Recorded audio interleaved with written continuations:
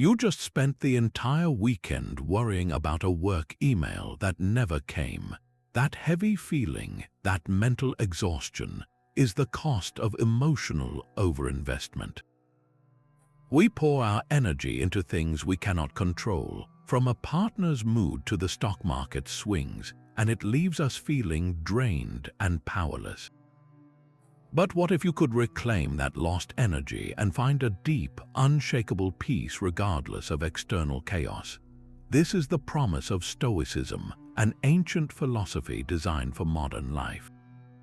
By the end of this video, you will have 25 practical techniques to break the cycle of emotional exhaustion and build a core of resilience that nothing can shake. We will explore why mentally rehearsing disaster can actually make you happier, and how remembering your own mortality is the key to living fully. What is the one external situation that currently drains your sense of calm the most?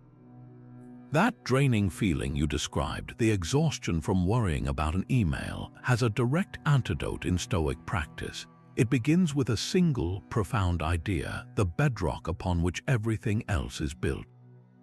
This is the dichotomy of control. It is the simple yet life-altering act of sorting every single thing in your life into one of two categories. The first category contains everything within your complete command, your own judgments, your values, your desires, and the actions you choose to take. The second and far larger category holds everything else, every external event, the past, the future, the weather, and most importantly, what other people think, feel, and do. Think about that presentation you spent days preparing. Your effort, your research, your rehearsal, those actions were entirely within your control. You placed them firmly in the first column. But the moment you hit send or step off the stage, the outcome moves decisively into the second column. The feedback from your boss, the opinions of your colleagues, whether the project gets approved, these are now external events. The anxiety you feel is a form of emotional payment for something you no longer own. By consciously making this distinction, you perform a kind of mental emancipation. You stop spending your precious inner resources, your calm and your focus, on outcomes that were never yours to command. The next time you feel that familiar tug of worry, pause and ask this simple question. Is this within my control? If the answer is no, your path becomes clear. You acknowledge it, you release your mental grip, and you redirect your energy back to what you can actually influence. This is not passive acceptance, it is active and intelligent energy management. It is the first and most critical step to taking your life back. That moment you release your grip on what you cannot control, you create a space for a surprising kind of strength. One of the most powerful exercises to fill that space is the Stoic practice of negative visualization. At first, it sounds counterintuitive, even bleak. Why would anyone deliberately think about losing their job, their health, or a loved one? The goal is not to cultivate fear, but to disarm it. This practice, known by its ancient name premeditatio malorum, is a tool to build a profound appreciation for the present and a resilient calm for the future. It is like a fire drill for the soul. You are not practicing because you want the building to burn down. You are practicing so that if the alarm ever sounds, your response is measured, deliberate, and effective, not a blind panic. Here is how you can begin. Set aside a few quiet minutes, perhaps at the start or end of your day. Choose one thing you value deeply, something you might normally take for granted. It could be your career, your home, or a key relationship. Now close your eyes and vividly imagine it is gone. If you are focusing on your job, do not just skim the surface. Walk through the details, picture clearing out your desk, feel the weight of telling your family. Sit with the uncertainty of what comes next. This is not a fleeting worry, it is a deliberate and detailed exploration. You are not doing this to manifest disaster, you are doing it to reveal your own capacity to endure it. As you sit with this mental scenario, something remarkable happens. The initial shock gives way to a clear-eyed realization. You are still here, your core self remains, and in that moment when you open your eyes, the world looks different.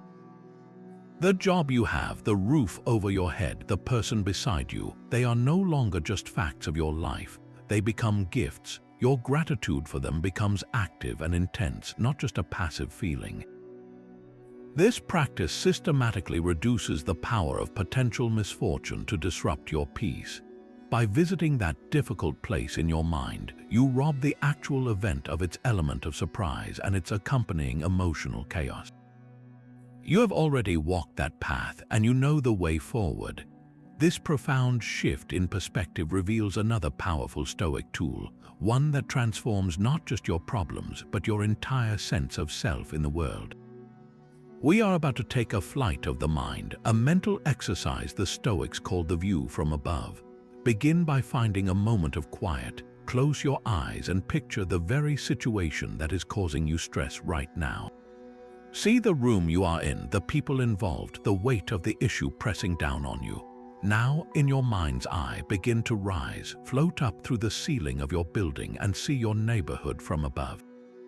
Notice the cars, the other houses, the tiny figures of people all moving through their own lives, each carrying their own private universe of concerns.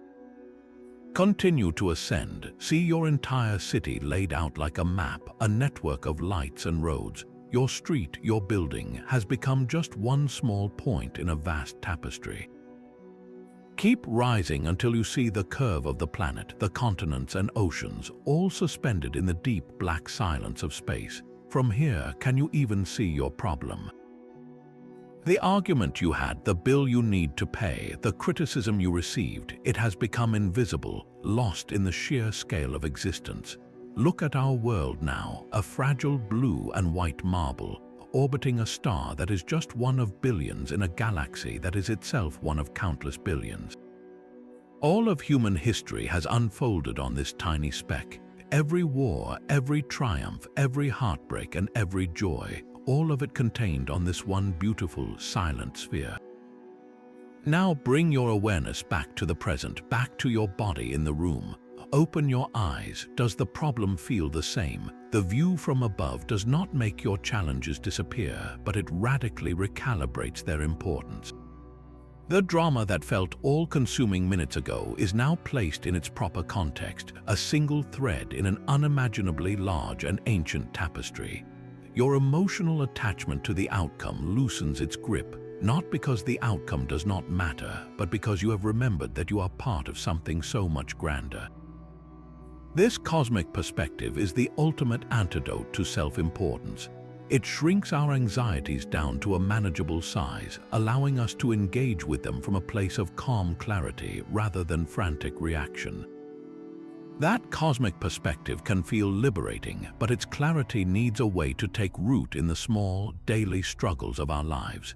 This is where a simple, powerful tool comes into play, transforming philosophy from a grand idea into a practical daily habit.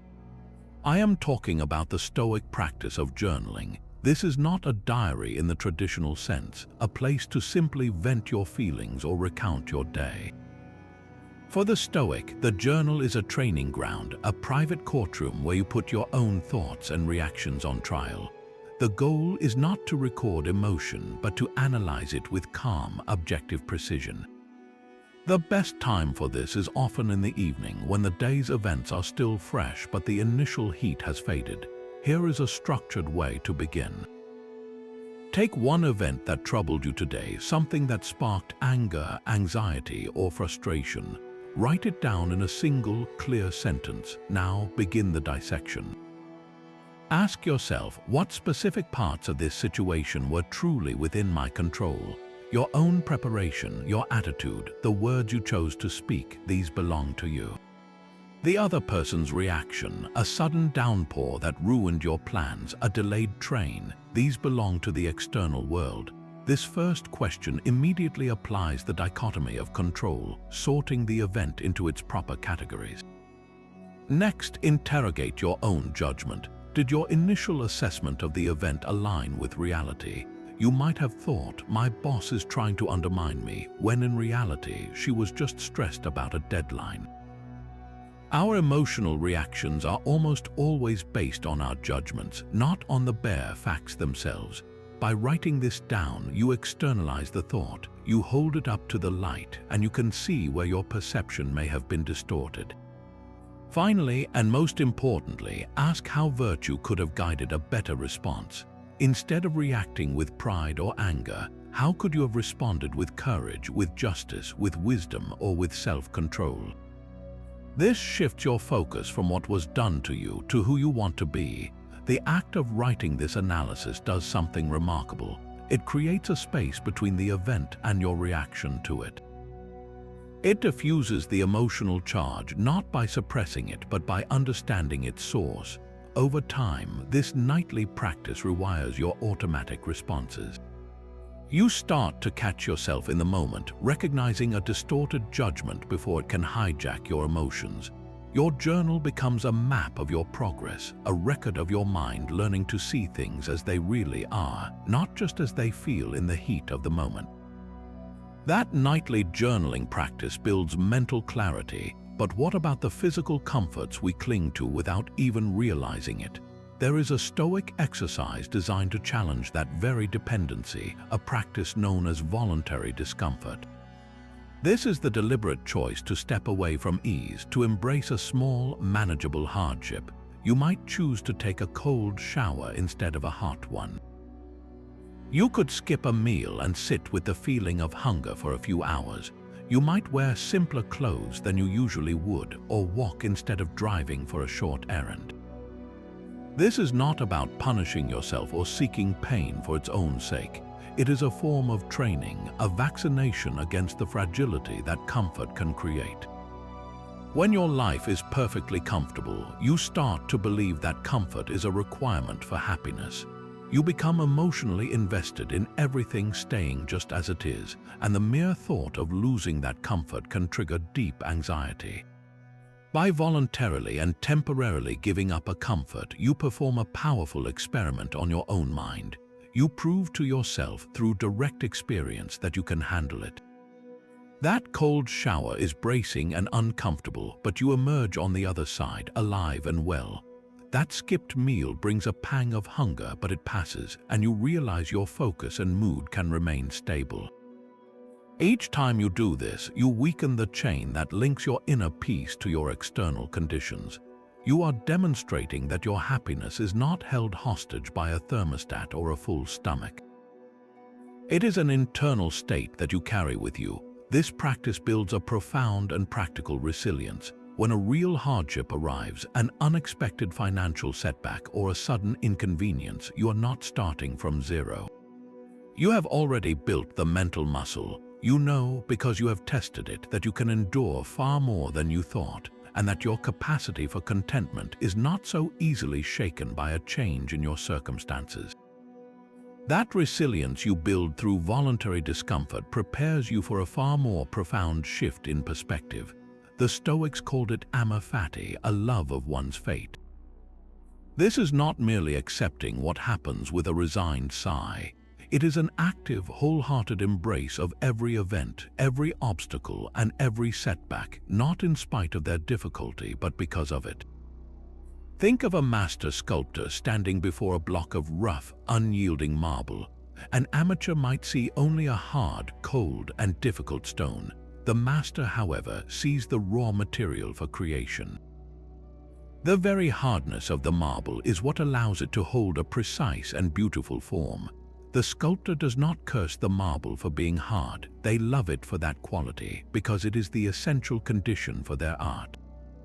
Your life is that block of marble, and the events that befall you, especially the difficult ones, are its hard, defining edges. A job rejection feels like a brutal blow. The emotional overinvestment in that single outcome can leave you feeling worthless and defeated. But amor fati asks you to love that rejection. See it not as a door slammed in your face, but as a firm, necessary redirection. Perhaps it saved you from a career path that was not truly aligned with your strengths. Perhaps it forces you to develop a new skill or to pursue an opportunity you would have otherwise been too comfortable to consider. The rejection itself becomes the chisel, shaping you into a more resilient and capable form. An unexpected illness can feel like a thief stealing your time and your vitality. The natural response is to fight it, to resent the weakness and the pain. But what if you could love even this, not the suffering itself, but the opportunity it contains? An illness can be a brutal but effective teacher of patience, forcing you to slow down and listen to your body in ways you never have. It can clarify your priorities, showing you what truly matters when your usual distractions are stripped away. It carves away the non-essential, leaving a clearer, more focused version of you. To practice amor fati, start with a single, recent setback. Instead of labeling it as bad luck or a failure, consciously reframe it. Ask yourself, how does this event serve me? What strength does it demand that I develop? What door, now closed, forces me to look for a better one? This is the alchemy of emotional resilience, transforming the lead of misfortune into the gold of character. You stop seeing yourself as a passive victim of circumstance and start seeing yourself as the active sculptor of your own life, grateful for every strike of the chisel, because you know it is all part of the masterpiece you are becoming. This deep love of fate gives you the vision to see obstacles as opportunities, but it requires a calm mind to act upon that vision. The space between an event and your reaction to it is the most critical territory you will ever navigate. Think of it as a narrow bridge. On one side is the raw, external stimulus, the insult, the criticism, the bad news. On the other side is your action, your reply, your next move.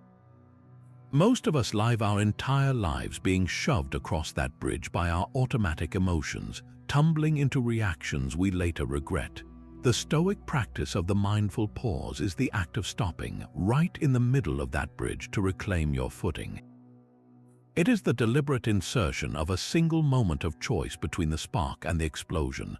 Your entire emotional equilibrium can hinge on mastering this tiny gap. The mechanism for this is beautifully simple. You must train yourself to have a trigger, a mental or physical anchor that halts the automatic cascade. For the ancient Stoics, this was often a remembered phrase from their philosophy, a quick reminder of what is truly within their control. For us, it can be something even more immediate. It can be the conscious act of taking one deep, slow breath, feeling the air fill your lungs and then leave them. It can be silently counting to 3 or focusing on the physical sensation of your feet flat on the floor. The specific trigger does not matter as much as its consistency. It must become an unbreakable habit, a circuit breaker that trips before the emotional surge can overwhelm the system. Here is how it works in a real scenario. Someone sends you a sharply worded email. Your body instantly tenses, your heart rate jumps, and your fingers fly to the keyboard to fire back a defensive reply. This is the impulse, the shove onto the bridge. Instead of tumbling forward, you enact your trigger. You lean back from the screen, you close your eyes, and you take that one deep breath. In that brief pause, everything changes. The chemical rush of anger begins to subside just enough for your rational mind to engage. Now, from this calmer vantage point, you can ask the Stoic questions. Is this email within my control? No, it has already been sent. Is my emotional reaction to it within my control? Absolutely. What would a virtuous response look like? Perhaps it is courage to address the issue without malice. Perhaps it is wisdom to see that the sender might be under their own pressures. Perhaps it is justice to give them the benefit of the doubt you would want for yourself. Then and only then do you choose your action. You might decide to wait an hour before replying. You might craft a response that addresses the factual content of the email without mirroring its hostile tone. You might even choose not to reply at all, recognizing that no response is the most powerful action of all. You have moved from being a puppet of your impulses to the author of your actions. This mindful pause is the practical engine of Stoic wisdom. It is where the love of fate meets the messy reality of daily life, allowing you to respond to provocation not with a raw emotional discharge, but with a clear, deliberate, and virtuous choice. That mindful pause gives you a moment to choose, but who are you choosing to be in that critical instant? There is another practice that provides a clear and powerful answer, a mental model to guide your hand. This is the contemplation of the ideal sage. Picture a figure of perfect wisdom and unshakable character, someone who meets every circumstance with courage, justice, and profound calm. The Stoics did not believe any human could perfectly become this sage, but they held this ideal as a North Star, a constant guide for their own development. The power of this exercise lies in its simplicity. When you find yourself in a difficult situation, one that triggers anxiety or anger, you simply pause and ask, what would the ideal Stoic sage do right now? This is not about pretending to be someone you are not. It is about shifting your perspective from the swirling chaos of your immediate emotions to a higher standard of action. Your emotional turmoil is centered on how you feel. The sage's focus is fixed on what is right. Imagine you are stuck in a long, frustrating line at the grocery store. Your initial reaction might be impatience, irritation at the cashier, or anxiety about the time you're losing. This is the moment to invoke the sage. You take a breath and ask the question, what would the sage do? The sage would recognize that the slowness of the line is an external event completely outside of their control. They would not waste a single ounce of emotional energy on resentment. Instead, they would use the unexpected pause as an opportunity. Perhaps they would practice patience, observing their surroundings without judgment. Maybe they would choose kindness, offering a genuine, understanding smile to the overworked cashier. The sage would act with justice, recognizing that everyone in that line has their own struggles and their own right to be there. Your focus shifts entirely from the petty grievance of the wait to the opportunity to practice a specific virtue. This mental model is equally powerful for much larger challenges. Facing a difficult conversation with a loved one, the sage would not react with defensive anger or fearful avoidance. They would enter the discussion with courage, speaking the truth with clarity and compassion, and with justice, listening deeply to the other person's perspective. The question reframes the entire situation. It stops being about winning an argument or protecting your ego, and starts being about how to act with integrity and wisdom. The ideal sage is not a distant, impossible figure. They are a reflection of your own highest potential. By consistently asking this question, you are not comparing yourself to an unattainable standard and finding yourself lacking. You are gently pulling your own mind upward, training it to default to a calmer, more virtuous, and less emotionally reactive state. Over time, you will find you no longer need to consciously ask the question. Your own responses will begin to mirror the sage's, not through imitation, but because you have gradually internalized the principles of Stoic action, transforming your daily life from a series of emotional reactions into a continuous practice of building character. Your emotional reaction to that difficult email was likely shaped by the story you told yourself about it. We instinctively layer events with our own interpretations, turning a simple statement into a charged personal drama. There is a powerful Stoic practice designed to cut through this noise, a method of seeing the world with the stark clarity of a courtroom stenographer. This is the discipline of objective description. It is the conscious effort to strip away the value-laden, emotionally charged language we normally use and describe events using only the bare, observable facts. Your mind might scream, "My boss was completely unfair and dismissive in that meeting."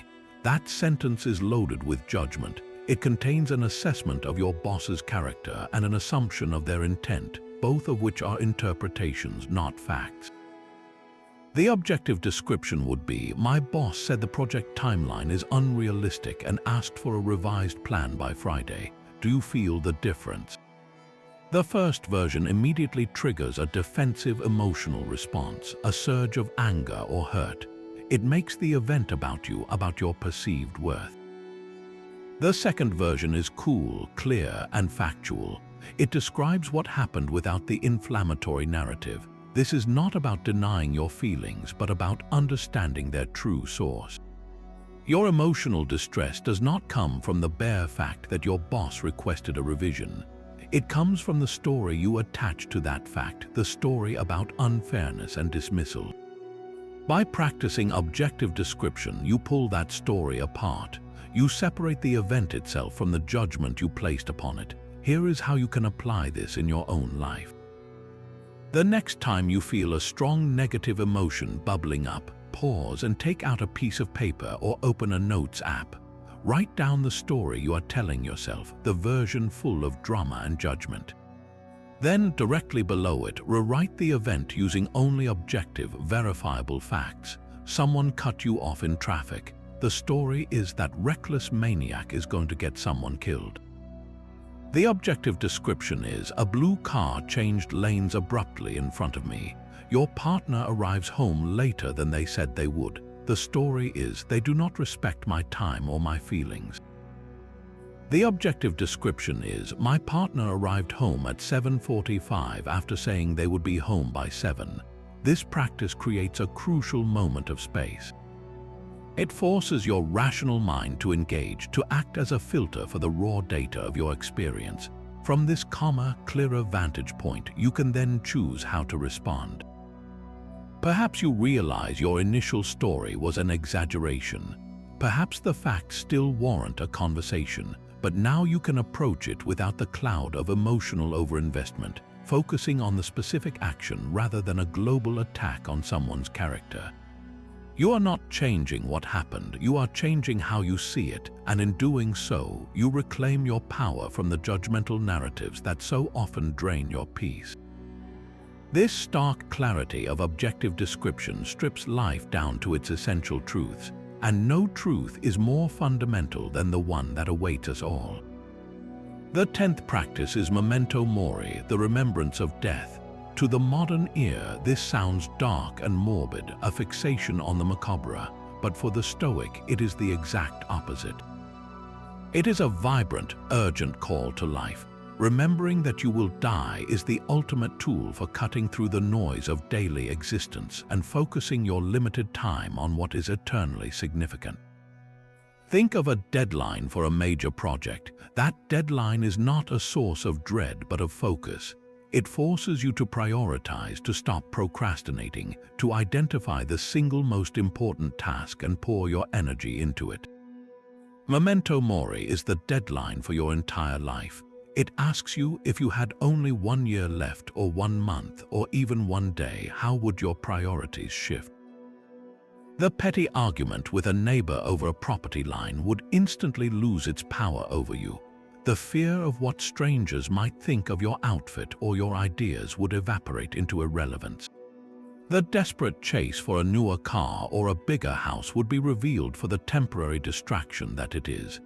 These are the things we emotionally overinvest in every single day, and the remembrance of death systematically dissolves their hold on us. It is not about cultivating a sense of doom, but about creating a profound sense of purpose. When you hold the finitude of your time in your mind, you stop wasting your emotional energy on conflicts that do not matter and on possessions you cannot keep. You start investing it in what the Stoics called the only true good, the quality of your character. You focus on living virtuously, on acting with courage, justice, and kindness, not because you will be rewarded, but because this is the only thing that death cannot take from you. Your legacy is not what you owned, but who you were. So the next time you feel yourself getting swept up in a wave of anger, or anxiety over a social slight, or envy for a material object, pause and whisper to yourself, memento mori. Remember you will die. Let that truth, not as a threat but as a wise and gentle guide, refocus your attention. Ask yourself, is this conflict worth the irreplaceable moments of my life? Is this fear worth my limited energy? This remembrance is the great clarifier, turning the faint whisper of your mortality into a roaring command to live well, right now, with every single breath you are given.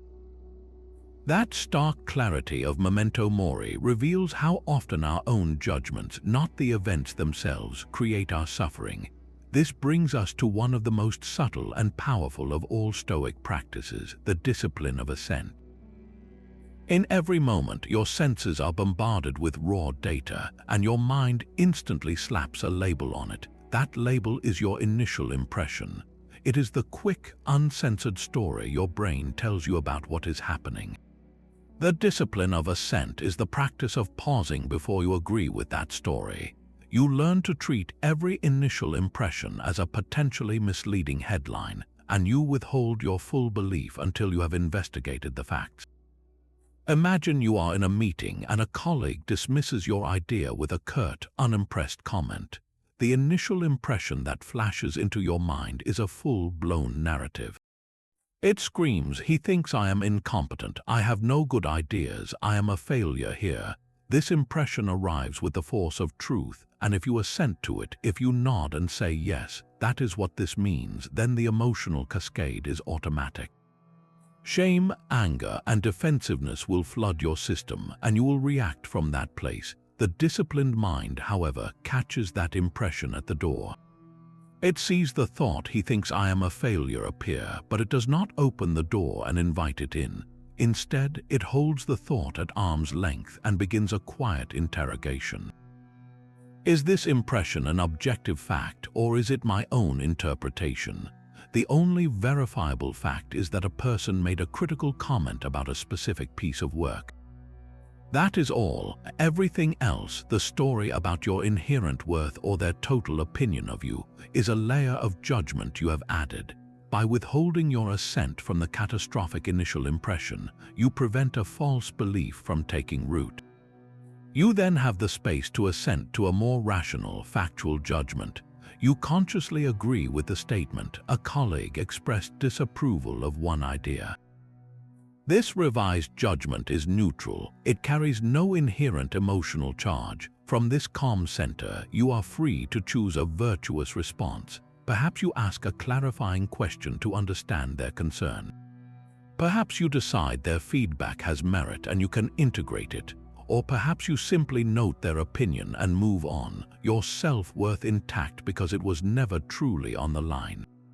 The discipline of assent is the ultimate internal gatekeeper. It is not about suppressing thoughts, but about developing the wisdom to know which thoughts are worthy of your belief, and by extension, which are worthy of steering your emotions and your actions. The discipline of assent clears away the stories we tell ourselves, revealing the raw material of our lives for what it truly is. And sometimes that raw material is a flat-out obstacle. A cancelled flight, a critical comment, a sudden illness. Our instinct is to see these as interruptions to our plans, as threats to our comfort, as pure misfortune. But Stoicism offers a radical alternative, a practice that does not just accept obstacles but actively welcomes them. This is the art of turning every barrier into a gateway. When you encounter a difficulty, the immediate question is not, "Why is this happening to me?" but "How can this be used as fuel for practicing virtue?" You are shifting your role from a passive victim of circumstance to an active athlete of character, and the obstacle itself becomes your training equipment. A traffic jam is no longer a thief of your time. It is a scheduled session in the gym of patience. Your initial frustration is the weight you are meant to lift. Each minute you sit there, breathing through the impulse to honk or rage, you are strengthening that mental muscle. You are not just waiting, you are training. A difficult, critical person in your life is no longer a source of endless annoyance. They become your personal coach for the virtue of forgiveness and understanding. Every sharp word they offer is a repetition, a chance to practice responding with empathy instead of anger, to see the pain that might be driving their behavior rather than just the behavior itself. They are giving you the exact challenge you need to grow stronger in your compassion. This reframing is a psychological masterstroke. It drains the frustration from the event because you are no longer emotionally invested in things going smoothly. You are invested in your own growth, and for that, a little friction is essential. A smooth sea never made a skilled sailor, and a life without obstacles never forges a resilient character. The goal is not to have a problem-free life, but to have a life where problems lose their power to disturb your peace, because you have learned to see every single one of them as an invitation to become more of who you are meant to be. That relentless urge to compare is a thief of your peace, always measuring your life against a curated highlight reel you were never meant to star in.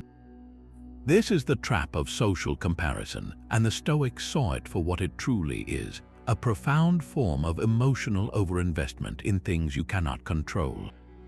When you gauge your self-worth by your neighbor's new car, your colleague's promotion, or a friend's seemingly perfect vacation photos, you are handing over the keys to your inner tranquility. You are allowing your sense of contentment to be dictated by the ever-shifting sands of other people's lives, their successes, and their possessions.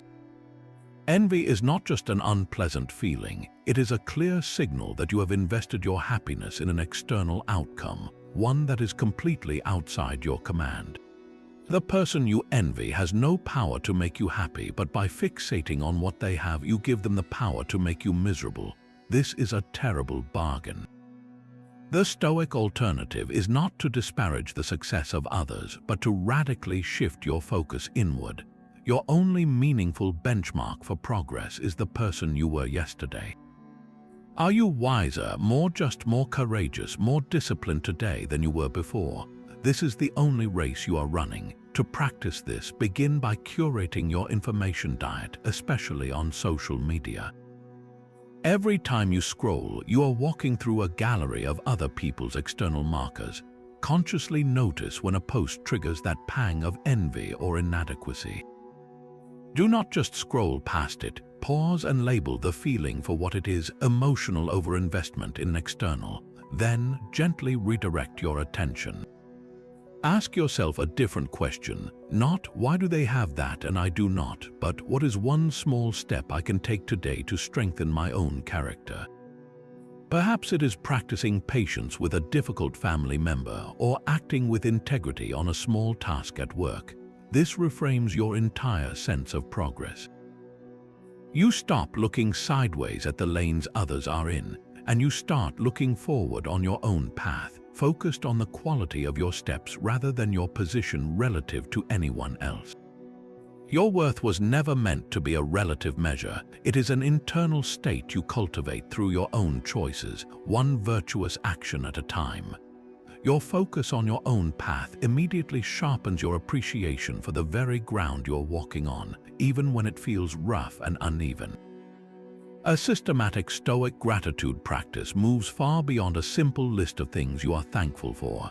It is a deliberate exercise in reframing your entire relationship with reality, especially the parts you instinctively want to push away. Instead of just feeling grateful for your health, your family, or your job, you train yourself to feel a deep, active gratitude for the obstacles themselves. You'll begin to see the difficult person in your life not as a nuisance, but as a personal trainer for your patience. You look at a financial setback not as a curse, but as a drill instructor for your resourcefulness and resilience. This is not about pretending that hardship feels good. It is about recognizing that it is the essential resistance against which your character strengthens. Think of a blade being forged in a fire. The hammer strikes are violent, loud, and intense. The blade does not enjoy the hammer, but it requires it to become sharp, strong, and useful. Without that relentless pounding, it would remain a soft, dull piece of metal. Your challenges are the hammer strikes of your own life. A systematic practice means setting aside time, perhaps in your evening journal, to not only acknowledge what went well, but to actively find one specific difficulty from your day and articulate why you're grateful for it. Your argument with a coworker was stressful and draining. The easy path is to resent them for it. The Stoic path is to write, "I am grateful for that argument because it tested my composure. It revealed a place where my communication can be clearer. It gave me an opportunity to practice listening under pressure, even if I failed in the moment." This shifts your emotional energy from resistance to acceptance, and even to a kind of partnership with the difficulty. You are no longer fighting against the friction of life, you are learning to use it for traction. When you can look at the person who irritates you most and feel a genuine, quiet thank you for the patience they force you to cultivate, you have disarmed them. They can no longer control your emotional state because you have transformed their role in your life from antagonist to teacher. This is the ultimate reduction of emotional overinvestment, turning every source of resistance into a source of strength. This deep gratitude for life's friction prepares you for its ultimate unpredictability. We make plans with such certainty, sketching out our future as if we hold the pencil for the entire universe.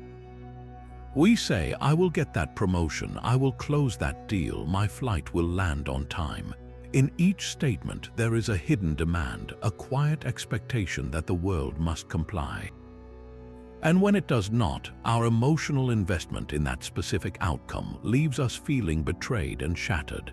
There is a simple, ancient phrase that can disarm this entire dynamic, a mental safeguard known as the reserve clause.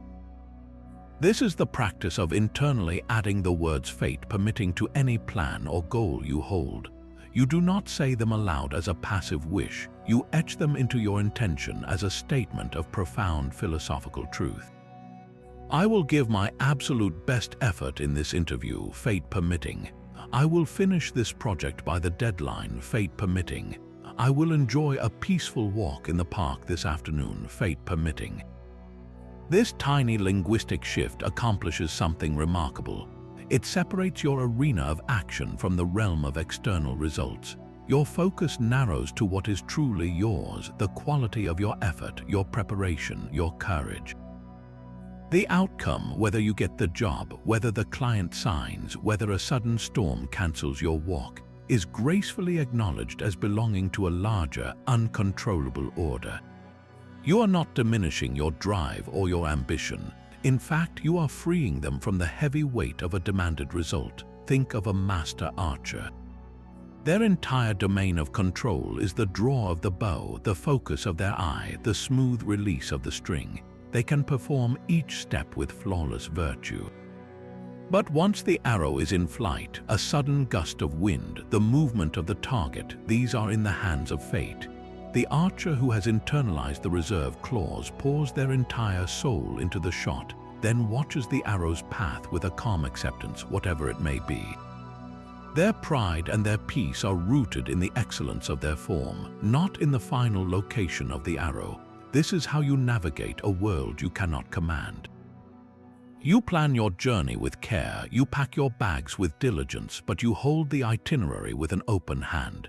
Your emotional energy is invested in the integrity of your attempt, a virtue you can always access rather than the specific result which was never yours to promise. The next time you set a goal, whisper those two words to yourself. They are not a curse of doubt but a declaration of wisdom, ensuring that your peace remains unshaken even when your plans must change. That open-handed approach to your plans applies just as powerfully to the things you own. We form invisible, emotional strings to our possessions, believing they are part of who we are. A favorite watch was a gift from someone special.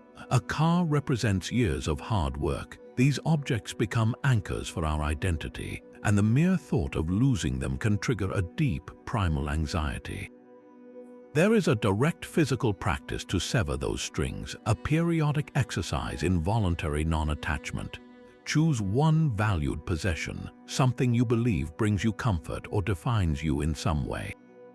It could be a piece of jewelry, a particular electronic device, or even a favorite item of clothing. For one full week, you will put it away completely. Place it in a box out of sight and out of easy reach. You are not throwing it away, you are simply creating a space where it used to be. Pay close attention to what happens in that space. Do you feel a sense of lack, a subtle emptiness, or do you discover, perhaps to your surprise, that your daily rhythm continues almost unchanged? Your well-being remains intact, your capacity for joy undiminished. The object's absence reveals a profound truth, that its value was mostly a story you told yourself. For an even more powerful lesson, you can take this practice to its logical conclusion and give the item away to someone who might genuinely need it. This is not an act of carelessness, but a deliberate, courageous declaration. You are proving to yourself through action that your peace is not held hostage by any material thing. The initial pang of loss is real, but as it fades, it leaves behind a remarkable sense of lightness. You have not lost an object, you have gained freedom from the fear of its loss. Each time you do this, you weaken the chain that binds your happiness to external clutter. You are training yourself to appreciate things without needing them, to enjoy possessions as temporary guests in your life, not as permanent foundations for your soul.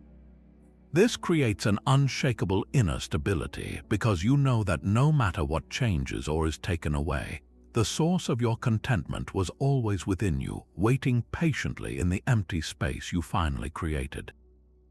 That same truth of mortality applies to every single thing you cherish. Your career is a temporary project, a chapter with a definite end. The health you enjoy today is a current condition, not a permanent possession. Even the deepest relationships are finite, bound by the unyielding limits of time. The contemplation of impermanence is memento mori writ large across your entire life. It is the practice of holding everything you love with an open hand, not a clenched fist. You are not practicing detachment to love less, but to love more wisely without the suffocating weight of desperation. Think of holding a handful of sand. If you squeeze it tightly, trying to possess every grain, the sand will rush through the gaps between your fingers.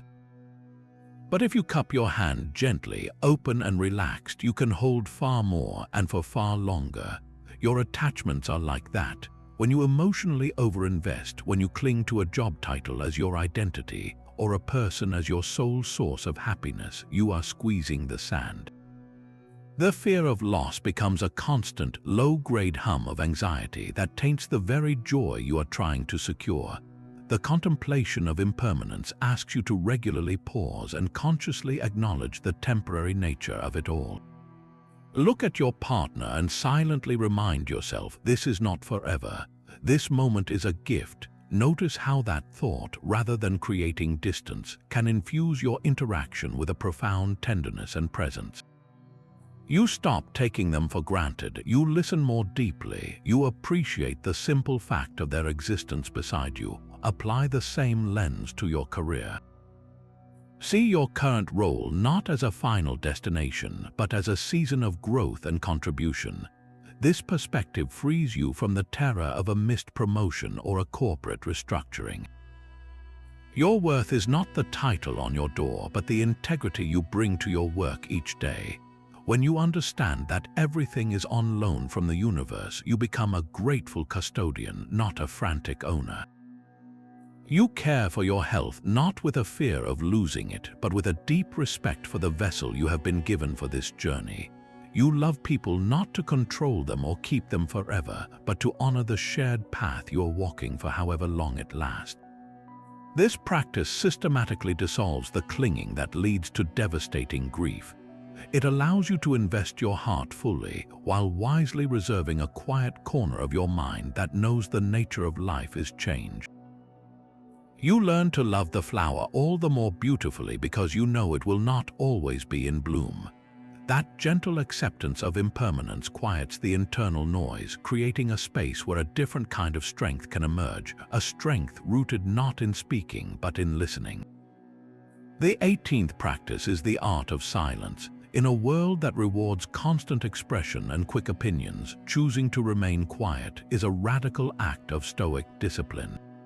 Emotional overinvestment often manifests as a desperate need to be heard, to have our views validated, to prove our point in every conversation. We are so busy formulating our next brilliant retort that we fail to actually hear what is being said to us. This divides our attention and ties our inner peace to the external reward of winning the argument or gaining approval. The practice is simple in theory but profound in its effect. In your next conversation, especially one that is even slightly charged, make a conscious decision to stay silent for longer than feels comfortable. Do not just wait for your turn to talk. Truly listen. Listen to the words, but also to the tone, the pauses, the emotion behind them. Your only job in that moment is to understand the other person's perspective fully, to see the world, however briefly, through their eyes. This requires you to disarm your own ego. You are stepping off the battlefield of opinions and becoming an observer. When you stop preparing your defense, you short-circuit the emotional escalation. The urge to interrupt, to correct, to convince, that urge is a form of emotional overinvestment in controlling the narrative. By choosing silence, you reclaim that invested energy. You are no longer pouring it into a struggle for dominance. You are conserving it for a deeper understanding. You might discover that the person speaking is not actually attacking you, but is themselves speaking from a place of fear or pain. Your silent, attentive presence can be a far more powerful response than any clever words you could have mustered. This practice cultivates a rare and powerful inner peace because you have disconnected your self-worth from the need to constantly assert it. Your value becomes a quiet, internal certainty, no longer requiring the applause of an external audience to feel real. The art of silence creates a space where you can finally hear your own deepest values. We chase so many external goals, convinced they are the keys to our happiness, yet this very chase is the engine of our emotional exhaustion. What if you could redefine the entire concept of success and fulfillment from the inside out? This is the 19th practice, defining your own eudaimonia. Eudaimonia is the ancient Greek word for human flourishing, the highest good a person can achieve. For the Stoics, this flourishing had nothing to do with wealth, fame, or even physical health. It was a state of the soul, achieved by living a life of virtue and reason. Your eudaimonia is your character in action. When you make this your central goal, a profound shift occurs. Your emotional investments are withdrawn from the volatile stock market of external outcomes and reinvested in the one thing that offers a guaranteed return, your own integrity. Imagine two people facing the exact same professional failure, perhaps a business they poured their heart into that ultimately went bankrupt. The first person defined their success by the company's profitability and market share. For them, the bankruptcy is a total personal catastrophe, a confirmation of their failure. They are emotionally devastated, their self-worth shattered. The second person, however, defined their success by the virtue they brought to the endeavor. They ask a different set of questions. Did I act with courage in the face of risk? Did I deal justly with my employees and partners? Did I exercise wisdom in my decisions, even if some turned out to be mistakes? If they can answer yes, then their core project, the project of building a virtuous character, was a resounding success. The bankruptcy is a financial outcome, a difficult external event, but it does not touch their eudaimonia. Their flourishing remains intact because it was never dependent on the result in the first place. This is not a philosophical trick, it is a practical reorientation of your entire life. To define your own eudaimonia, you must move beyond vague ideas of happiness and get specific about what virtue looks like for you. It starts with a simple but demanding exercise. Take a piece of paper and write down your current definition of a successful life. You will likely find it is crowded with externals, a certain job title, a level of income, a type of home, the approval of specific people. Now, on a second page, begin to draft a new definition. This one will have only one category, the expression of virtue. What does it mean to be courageous in your daily life? It might mean having a difficult conversation you have been avoiding. What does justice look like for you? It could mean treating everyone you meet with basic respect, regardless of their status. How will you practice wisdom? Perhaps by pausing to seek more information before forming a harsh judgment. This new definition becomes your internal compass. When you feel that familiar tug of anxiety over an external outcome, a potential rejection or a financial loss, you consult your compass. You ask, does this threat change my ability to act with courage, justice, or wisdom right now? The answer is almost always no. Your emotional energy, once spent on fearing the outcome, is now freed up to focus on the quality of your action in the present moment. You become like a sailor who has stopped worrying about the wind and waves and has instead dedicated himself entirely to the skill of his sailing. The storm may still come, but he knows his worth is not determined by the weather, but by his steadfast hand on the tiller. His flourishing is found in the mastery of his craft, come what may. Your morning routine might already include coffee and a to-do list, but what if you added a 5-minute mental rehearsal for resilience? This is the application of negative visualization as a daily launch sequence, a focused preparation called morning premeditatio. Before the day's current sweeps you away, you sit quietly and deliberately walk through the potential friction points awaiting you.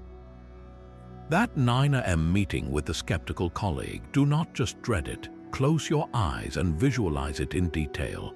See yourself entering the room, hearing their critical tone, feeling that initial flush of defensiveness rise in your chest. Now watch yourself pausing, taking a breath, and responding not from irritation, but from a place of calm inquiry. You are not wishing for the conflict, you are inoculating yourself against the shock of it. Move on to the tedious chore you have been avoiding, the stack of paperwork or the cluttered garage. Mentally feel the weight of the boredom and the resistance. Then see yourself embracing the task with focused acceptance, transforming it from a burden into a simple, neutral action that needs doing. By pre-accepting these events as part of the day's inevitable fabric, you strip them of their power to ambush your emotions. When you then live through the actual meeting or the actual chore, it feels familiar. You have already visited this moment in your mind and chosen your response.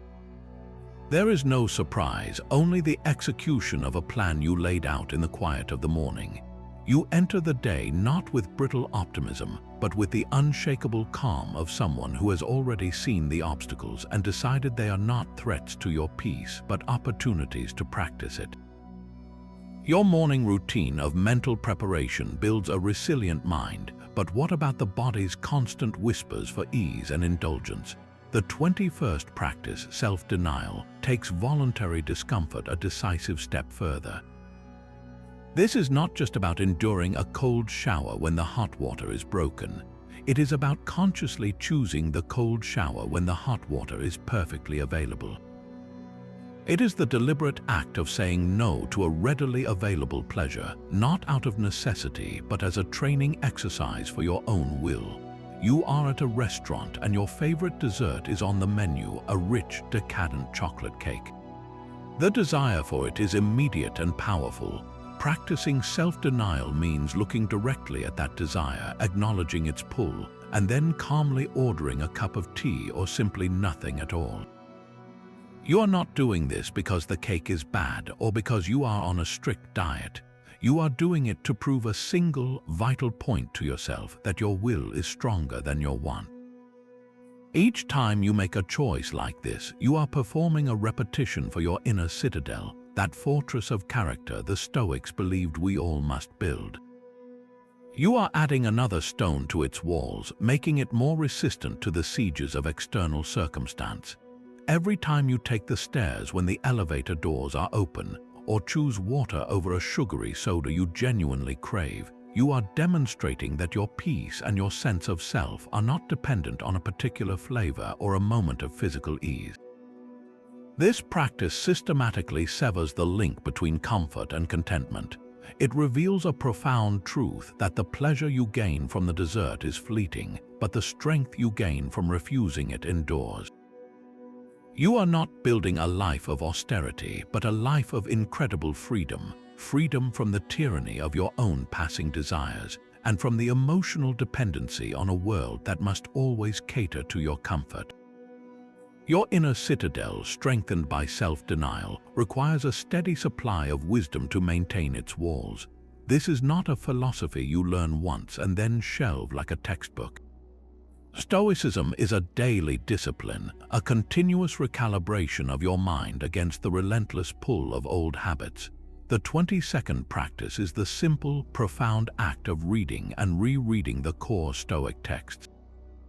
Think of these ancient writings not as distant historical documents, but as personal training manuals for the soul, written by coaches who understood the human struggle with perfect clarity. You would not expect to build physical strength by going to the gym once and then never returning.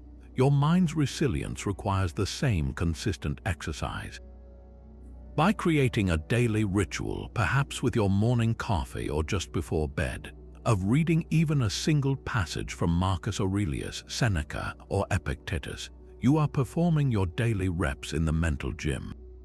Each sentence is a weight that strengthens your cognitive muscles. When you read Marcus Aurelius reminding himself to greet the day with acceptance of whatever it may bring, you are not just absorbing an idea. You are rehearsing a response. When you read Seneca discussing the fleeting nature of wealth, you are inoculating yourself against the envy you might feel scrolling through social media later. And when you read Epictetus ruthlessly dissecting the difference between what is and is not within our control, you are sharpening the very tool you need the next time a crisis erupts. This constant reinforcement is what bridges the gap between intellectual understanding and lived experience. You can know the dichotomy of control as a concept, but in a moment of panic, it is the specific, well-worn phrase from Epictetus that will surface in your mind, acting as an anchor. The words of these sages become a kind of mental software installed through repetition that runs automatically when you need it most.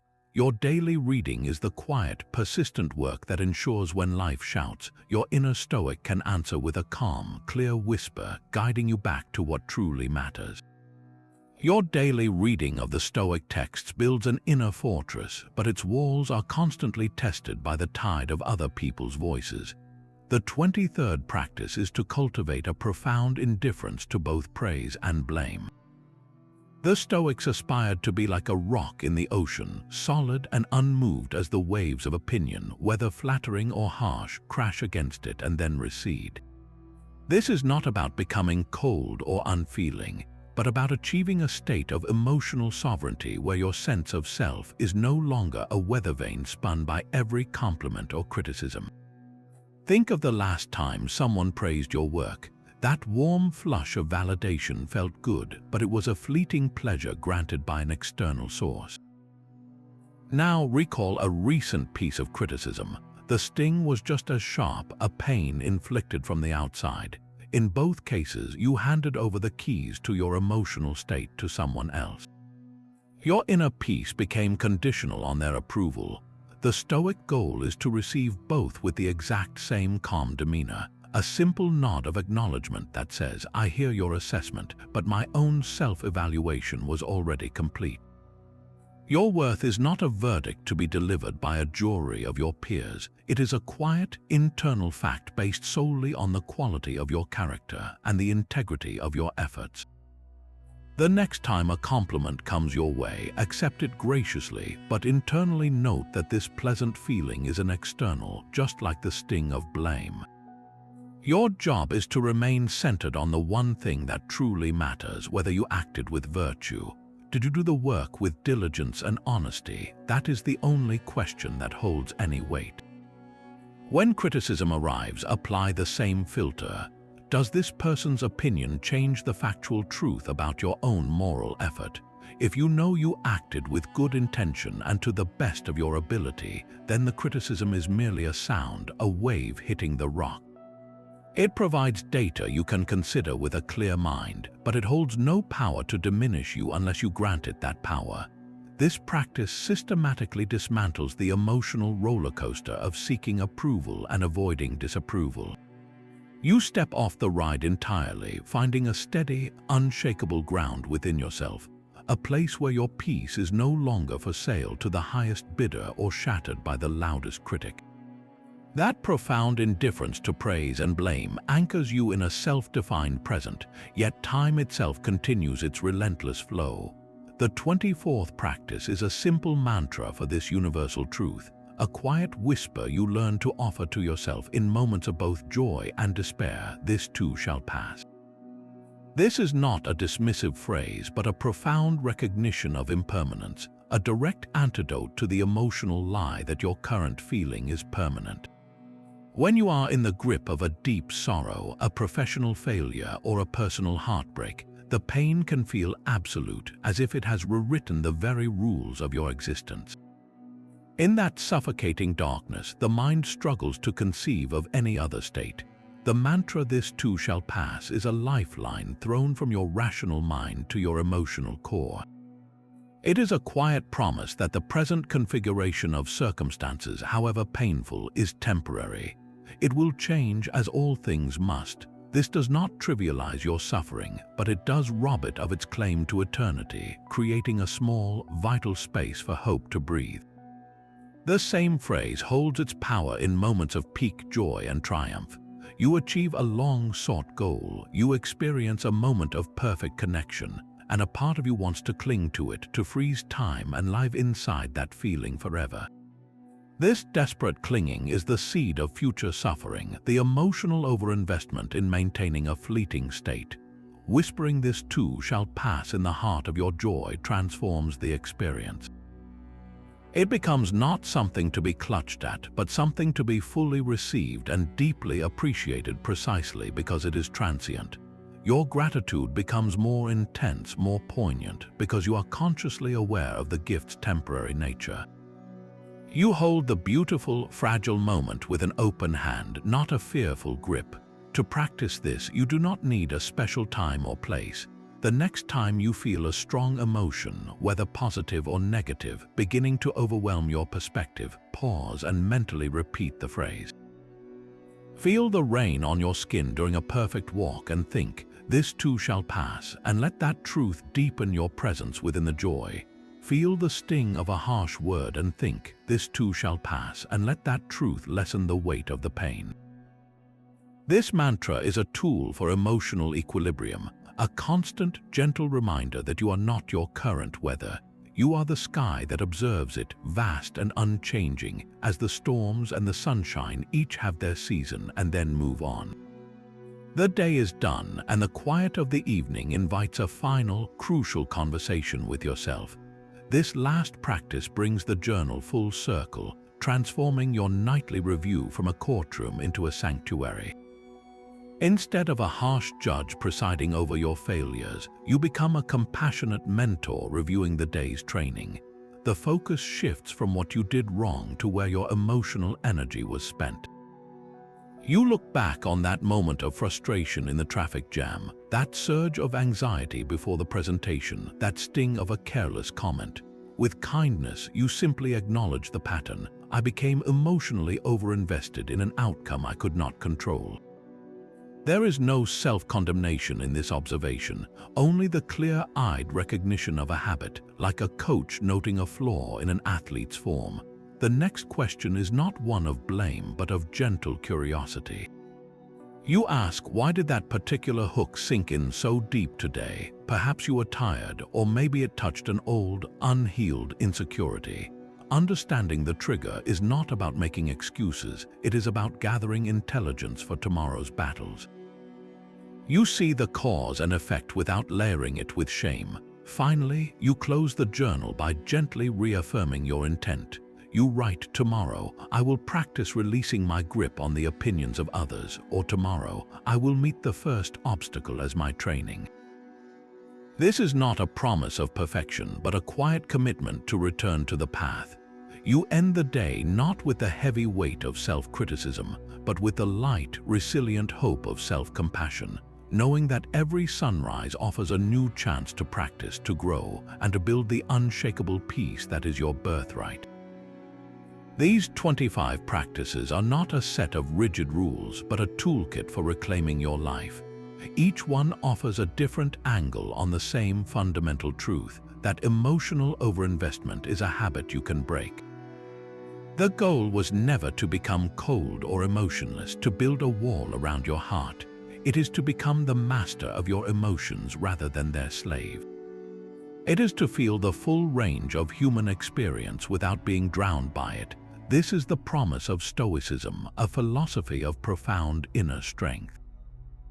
Your peace is not something to be found in a perfect world. It is something you build within yourself, one conscious choice at a time. That journey begins with a single step. Look back over these practices and choose just one to start with today. Which one resonates most with your current struggle? Share it in the comments below and let us know how it changes your perspective.